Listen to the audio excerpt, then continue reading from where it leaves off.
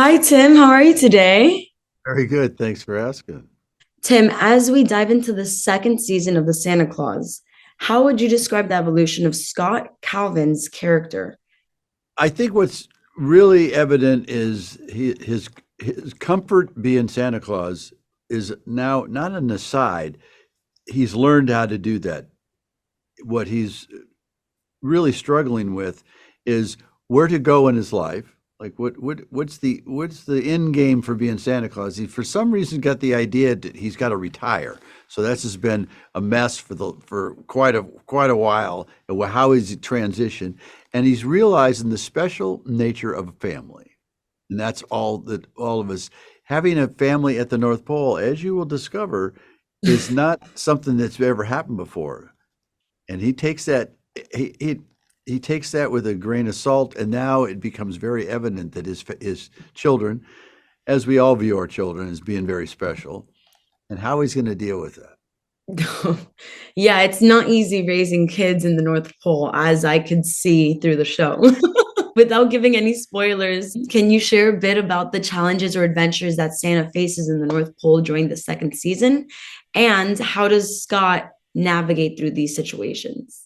Mostly, it's because so many things are happening at once. The elves are transitioning to a kind of a learning um, curve. They have to leave the North Pole to go to this elf special school. And one of his top elves has to leave, and because she leaves the secondary in charge, who's not quite up to the job. There's also a secret at the North Pole that they didn't realize that they view secrets differently than we do. They can, if they don't tell you, then it's not a secret. It's really a strange thing. And I said, so what do you have to know about? There's a Santa I don't know about. And I'd gone to the Yule verse last year or last season in to learn all about the different Santa Clauses. Well, there's a Santa Claus I don't know much about, and we're going to learn about the mispronunciation of Magnus Antus. Is the mispronunciation is Mad Santa, and even he says that's just it's a little problem. And his history is complex. It's between a disagreement between gnomes and between elves, and this is a whole thing you're going to find out that happened way, way a long time ago. And he deviated from Santa's duties because he felt necessary there needed to be some discipline in the giving and receiving world. That's the story that I have to navigate. And I'm not from that world. I play a human, first human at the North Pole, which we discovered in the last series. Big deal, a big deal. I'm super excited to see all that story unravel, and especially with Magnus. I thought that was super creative. I know that Santa Claus is really big on family. It's always been kind of the central theme, even in the movies. How Mhm. does the family dynamic evolve in the second season, and how does Scott Calvin continue to balance his responsibilities as Santa with a family life? As the children get older, Sandra and Cal, they develop skill sets that I didn't realize they had. This is new, having the children born at the North Pole. And the legendary figures, nobody told us all about this, and they develop special abilities. And you get to see a wonderful moment where I realize Sandra is really much more powerful than I thought she was. Cal, we'll find out more about also. Their special skill sets. And it's wonderful to watch the human side of this deal with the magic of it. And every time that comes about, I'm amazed at how these writers weave this in so that adults can respond and kids can be amazed. Hi, Eric. How are you today? Good. How are you, Val? I'm doing amazing. So, first question, Eric. Can you give us a brief introduction to your character, Mad Santa, in the second season? And how would you describe him without giving any spoilers away? Well, I think Mad Santa is pretty well in the name, in the description. He's Yeah. pretty mad, and he's mad because he's been stuck in a nutcracker, frozen in a nutcracker for a long period of time after being dethroned as the best Santa ever, in his words. But now he's back, surprised, shocked, can't Surprise. believe where the world is, what the world is, and who Santa is, and he's here to take his rightful place back. Yeah, I would honestly be a Mad Santa too if I was locked in a nutcracker for centuries or Yeah. years. And yeah, he was rightfully upset.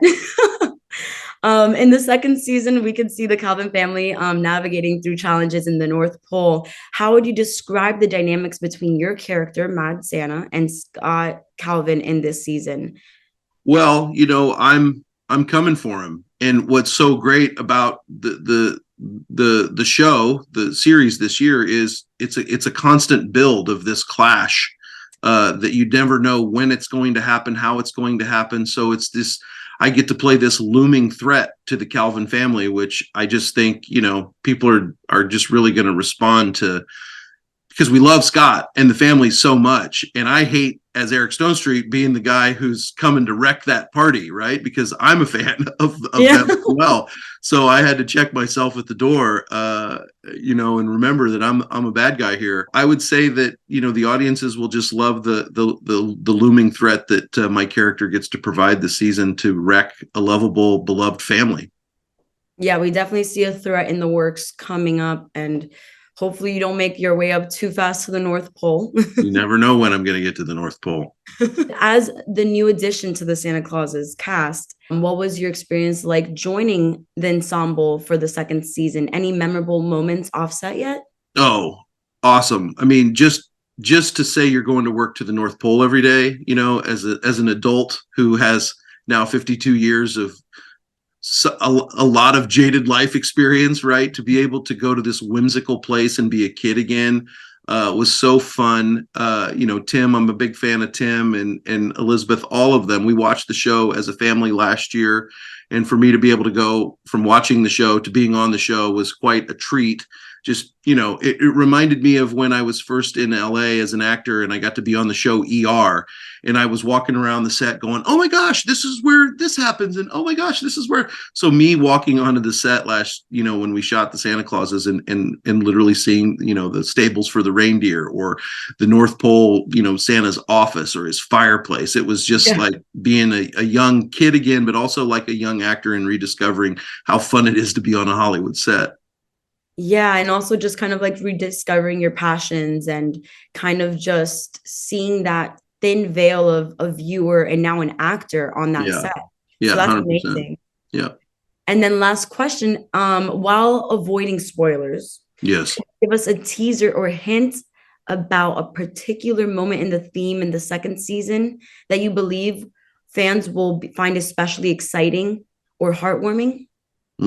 Well, listen, it's Disney, so we know we're going to a place where we can all come together in some way, shape, or form and experience the joy of the holidays, right? The joy of what Scott Calvin is and who Scott Calvin is and his powers and his magic. So I think families are in for a treat. I think, just like every great Disney production, you've got the ebbs and flow of what's going to happen and what's going to happen, and you just have to think as a family that good will prevail, and we will be somewhat maybe each of us will find somewhat of our own happiness in some way, shape, or form. It is Disney, and we never know what we're going to find and what's going to happen in the upcoming episodes. So I'm very excited to see you thrive in this new season. Thank you so much, Eric. You got it. Thank you, Val. Take care. Thank you. You too. Welcome to the cast of Santa Clauses. Thank you. And what attracted you to join the cast of the Santa Clauses for its second season? And how has your experience been working alongside seasoned actors like Tim Allen and Eric Stonestreet? Well, what attracted me to this project was just that. I've been a big fan of Tim Allen's forever. He's a comic. I'm a comic. I was a big fan of his comedy before he even had a television career. And the fact that he's managed to do so many incredible things and be involved with Disney for so many years. It's hard enough to get one project with Disney, but he's just, so when I got the phone call and they said, hey, would you like to be part of this series? I'm like, it was a no-brainer.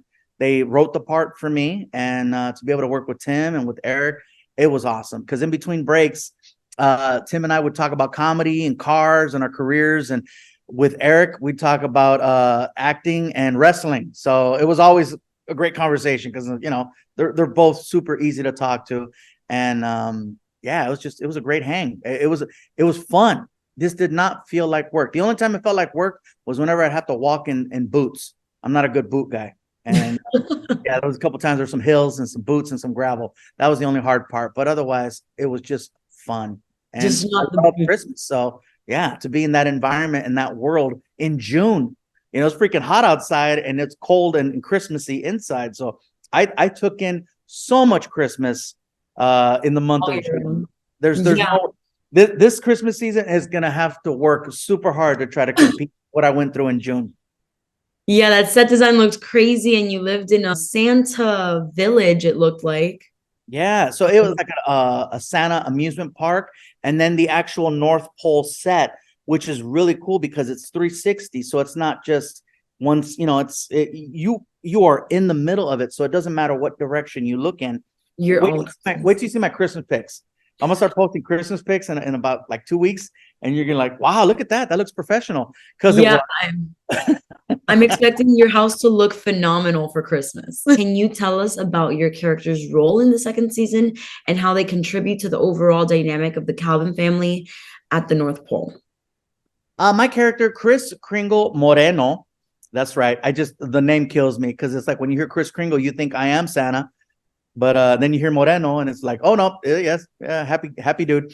My character is a big kid. He just loves Christmas, loves Santa. And he's got this amusement park that's dedicated to Santa. And the fact that he actually met Santa when he was a little kid, and now with Eric in the picture, he meets Santa, not the Santa he thought he'd be meeting, but a Santa nonetheless. A lot of people don't realize that the Santa character, it's like ever evolving, and it's always, there's a new Santa coming up soon. So it's the continuation. And I guess it's the Santa of old being brought back to the Santa of now. And yeah, I'm in the middle of that because like I'm a malt Santa, and we got good Santa and mad Santa, and then there's me. And so boom, all of that collides. It's really awesome.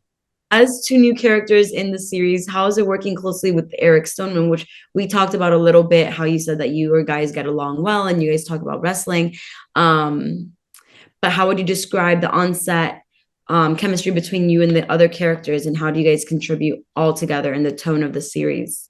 The cool part is that everybody wanted everyone to do well. And, that's rare. Everybody was super supportive of each other's, the scenes, and like, what can I do to help you make this scene better? Because if you're doing better, you're going to make me better. And I love that everybody was all about helping each other. It wasn't about like who could have the best scene. It was like, how can we make it a great scene? So I think that the fact that all the actors were doing that was awesome. And the scenes played so well, and you could tell it was a lot of fun, and with anytime you're filming stuff versus like a TV show, because this is definitely something that was filmed, even though it's a series and it's technically a TV show. No, this was filmed, and the way that everything flowed was nice, because even when there was long days, it didn't feel like it, because everybody was just getting along so well. So I didn't see people popping off or getting irritated to the point where it's like, oh, this is uncomfortable. And I've been on sets before where sometimes they don't get the scene that they want, and they need to keep doing it over and over and over. And, I was pleasantly surprised that, everybody was good. And I think that having good snacks on the set helps, because it chills me out anytime I get off. It keeps the energy going. It keeps the energy going. They I start, love and they're like, here, eat that. Oh, life's good again. And you could definitely tell like the energy really comes through the screen, and I'm really happy that you guys all get along, and you're now one of the new characters of the Santa Clauses. So thank you so much for allowing me to speak to you. I hope you have a beautiful rest of your day, Gabe.